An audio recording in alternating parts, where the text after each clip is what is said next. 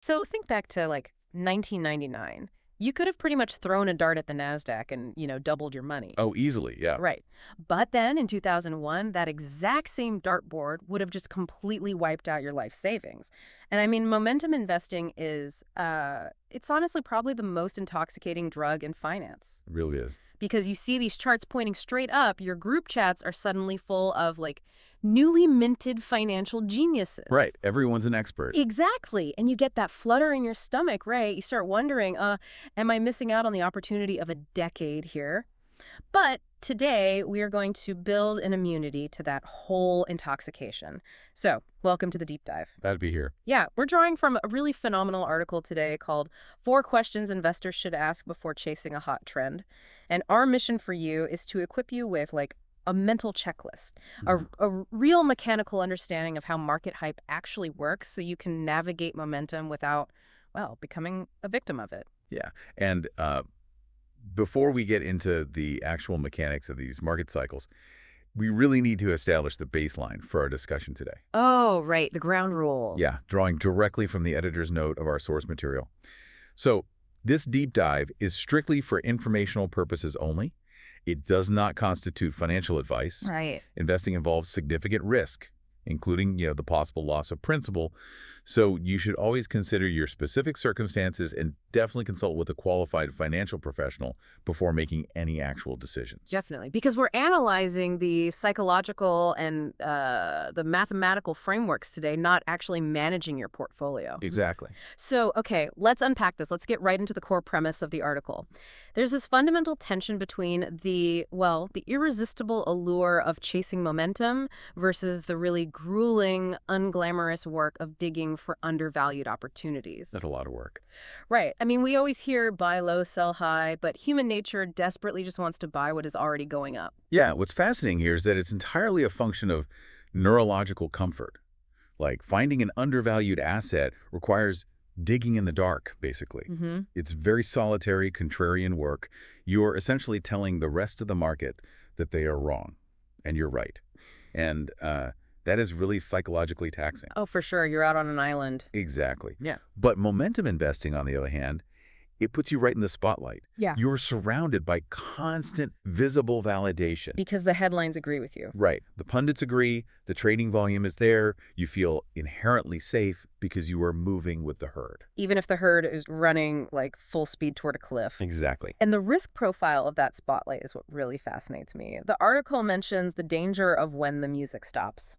And it acts a lot like a high-stakes game of financial musical chairs, right? That's a great way to put it. As long as the trend is hot, the music is blaring, capital is flowing, everyone is making money on paper, and the illusion is that the party is just, a permanent state. But the market isn't a charity. No, it's not. When sentiment shifts and the momentum halts, the music cuts out abruptly. And because it's built on just collective enthusiasm rather than intrinsic value, there are never enough chairs for everyone. Someone takes a massive loss. Right. And that is where we see the transition from steady gains to those shocking, catastrophic losses.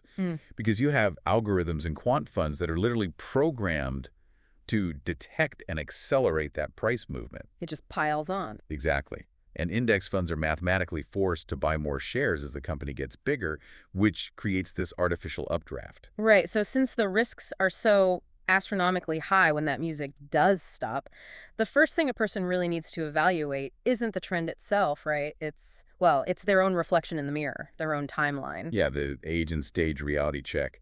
Does investing in this trend actually align with my long-term financial goals? Right. Because the article presents this stark contrast between two investor profiles that honestly kind of changed how I view this. You have Profile A, people in their 60s who make enough from Social Security and dividend stocks to completely cover their living expenses. They're in the wealth preservation phase. Right. And then Profile B is younger investors who might actually, and this surprised me, they might actually need to consider momentum stocks. So what does this all mean for the listener? Because we usually hear that absolutely no one should chase trends. Well, it comes down to what those long-term financial goals actually are. For that 60-year-old, they have already achieved the primary goal. Their living expenses are covered by stable vehicles. Yeah. So they don't need aggressive risk. Taking a highly speculative position just offers asymmetric risk in the wrong direction for them. The downside is losing the capital they literally need to survive. So they already have a chair when the music stops. Exactly. Why stand up and risk it? Makes total sense.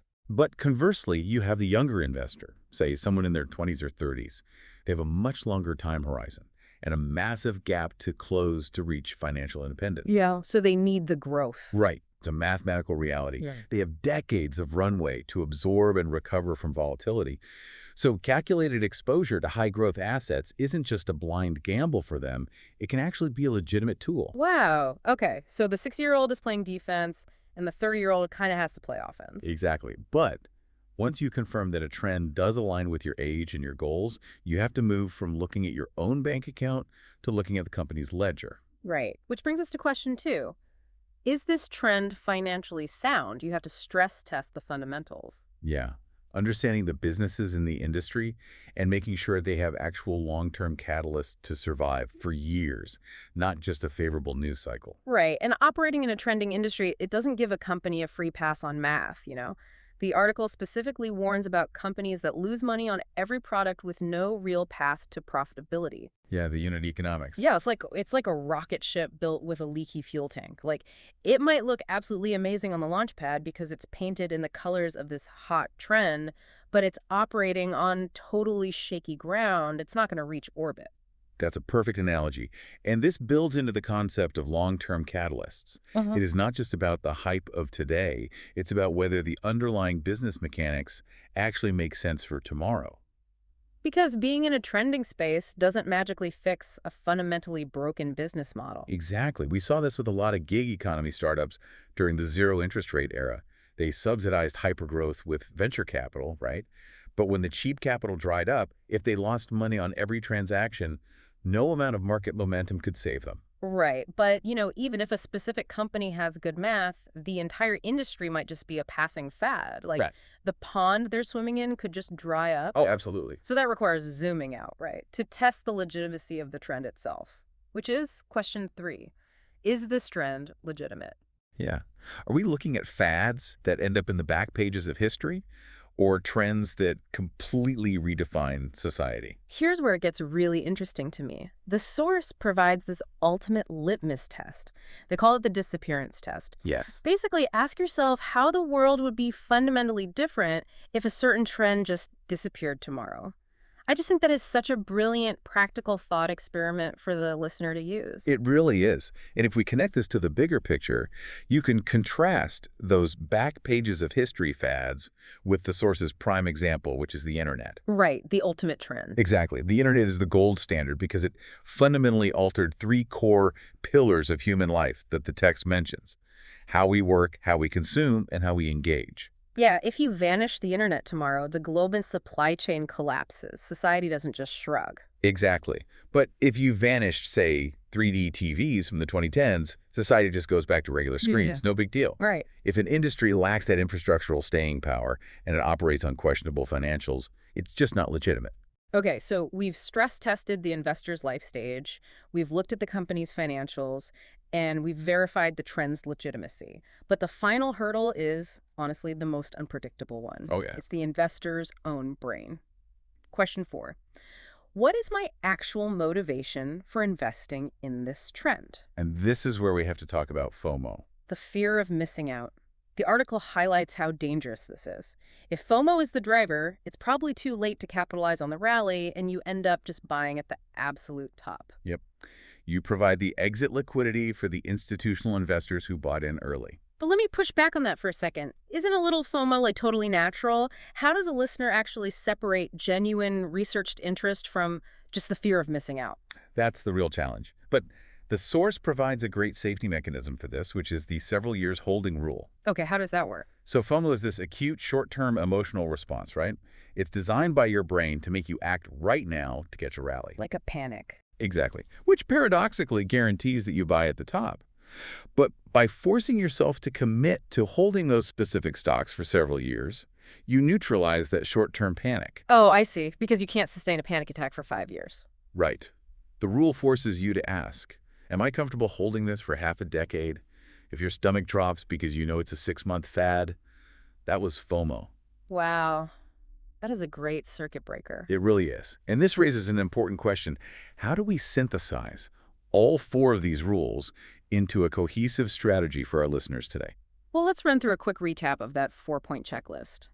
Next time you see a rocket ship trend, first, check your life goals and timeline. Are you playing offense or defense? Right. Second, check the company's actual path to profitability. Do the unit economics make sense? Third, run that disappearance test for legitimacy. Does society collapse or just shrug if it's gone? That's the big one. Yeah. And finally, gut check your FOMO. Stretch your timeline to a multi-year hold to ensure you aren't just buying at the top out of panic. It's a really solid framework. Yep.